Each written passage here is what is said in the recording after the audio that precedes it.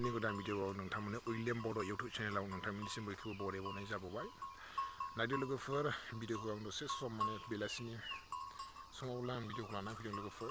बागान बारियाव दंफैयो नै लोगोफोर, एकदम बागान बारिफ्रा गयफ्रानो नै रानजोब्बायलै लोगोफोर, मा खालामनो समान मोनलायना अखाफोराबो थिग मथ' हायाखिसै लोगोफोर।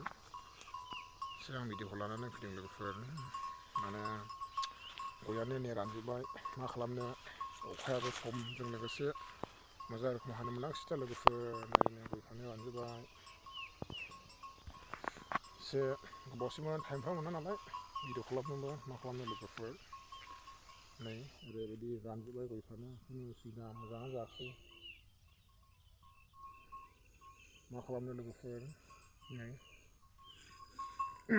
रानजोब्बाय लोगोफोर, बागान बारियाव फैदों आङो। 2-3 बिगासो जागोन आरो लोगोफोर बागान बारिया। लोगोफोर मोजां मोनोब्ला मोनसे लाइक शेयार खालामदो, कमेन्ट खालामदो, आरो चेनेलाव नामब्ला अननानै चेनेलखौ साबस्क्राइब खालामदो। चेनेलखौ नांगौ भिडिअ बानायनायसिम आरो सहैग्रो। दिनैनि भिडिअआ ब्लग भिडिअ एसेनोसै, थेंक इउ।